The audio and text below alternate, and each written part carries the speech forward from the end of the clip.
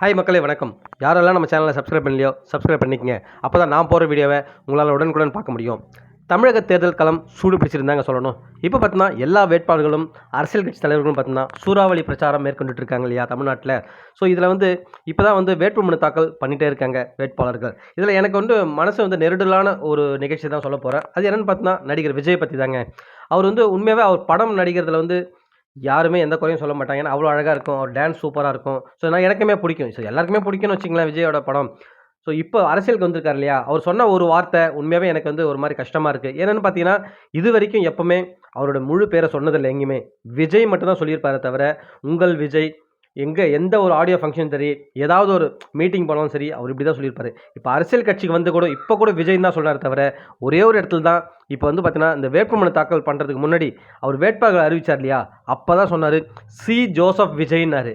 So யோசிச்சு பாருங்க மக்களே, இதுவரைக்கும் எங்கேயுமே ஜோசப் விஜய்ன்னு சொல்லாத விஜய், இப்போ அரசியல் களத்தில் சொல்லியிருக்காருன்னா, நீங்கள் யோசிச்சுக்கங்க அவர் எதுக்காக சொல்கிறாரு? ஒருவேளை மத அரசியலை அவர் புகுத்துறாரா? நம்ம சொல்லியிருப்போம், நம்ம தமிழ்நாட்டு மக்கள் மத அரசியலை வெறுக்கிறவங்க. அது எல்லாருக்குமே தெரியும். இந்த மதவாத சக்திகள் வரக்கூடாதுன்னு நினைக்கிறவங்க நிறைய பேர் இருக்காங்க. அது எல்லா மதத்துலேயும் தான் சொல்கிறேன். யாரையும் மதத்தை முன்னிறுத்தாதீங்க, ஜாதியை முன்னிறுத்தாதீங்க. எல்லாரையும் ஒரு பொதுவான கண்ணோட்டத்தில் பாருங்கன்னு தான் சொல்லிட்டு நிறைய பேரோட எண்ண ஓட்டங்கள் அதுவாக தான் இருக்கும். பட் இவர் இந்த மாதிரி சொன்ன உடனே பார்த்தீங்கன்னா, உண்மையாகவே என்னடா இவர் இப்படி சொல்லிட்டாருன்னு சொல்லிட்டு நிறைய பேருக்கு ஒரு ஷாக்காக இருந்தது. அவரோட கட்சிக்காரங்க, அவரை ரொம்ப அவரோட ரசிகர்கள் இருக்காங்க இல்லையா? ரசிகர்கள் மீன்ஸ் நார்மல் ரசிகர் இருக்காங்க, ரொம்ப தீவிரவாதமான ரசிகர்கள் இருக்காங்க. ஸோ அந்த மாதிரி ஆளுங்கள்லாம் சந்தோஷமாக இருந்திருக்கும். பட் உண்மையாகவே ஒரு நடுநிலையான மக்கள் இருக்காங்க இல்லையா? அவங்களுக்கு யோசிக்க தோணுச்சு. என்னென்னு பார்த்தீங்கன்னா, இந்த மாதிரி ஒரு வார்த்தை ஏன் சொல்லணும்? அந்த மாதிரி சொல்லிவிட்டு அவர் எங்கே நிற்கிறாருன்னா தொகுதி, இங்கே நம்ம பெரம்பூரில் நிற்கிறார் சென்னையில். இது அப்புறம் பார்த்தீங்கன்னா திருச்சியில் நிற்கிறாரு. என்னடான்னு சொல்லிட்டு நம்ம கேள்விப்படும்போது நிறைய அரசியல் கட்சி தலைவர்கள் போகிற போக்கில் சாயத்தை பூசிட்டு போனாங்க. அங்கே கிறிஸ்டியன் நிறைய இருக்காங்கன்னு.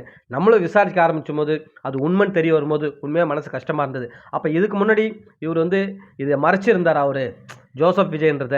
அது மதத்தை முன்னிலைப்படுத்துகிற மாதிரி இருக்குது எனக்கு என்னவோ. உண்மையாகவே இது இவர்கிட்ட எதிர்பார்க்கல. ஏன்னா ஒரு பொதுவான ஒரு ஒரு பொசிஷனுக்கு வரும்போது உண்மையாகவே இதெல்லாம் யோசிச்சு தான் பேசணும். அவர் எந்த விதத்தில் அவர் பேசினான்னு தெரில. உண்மையாகவே இதால் ஒரு சிலருக்கு வருத்தமாக இருந்திருக்கும், ஏன் ஆதங்கமாக கூட இருந்திருக்கும். ஸோ எனக்கும் அந்த ஆதங்கத்தில் பேசினேன். உங்களுக்கு எப்படி தோணுன்னு சொல்லிட்டு நம்ம கமெண்ட் செக்ஷனில் கமெண்ட் பண்ணுங்கள் மக்களே. மீண்டும் அடுத்த வீடியோவில் உங்களை சந்திக்கிறேன். நன்றி.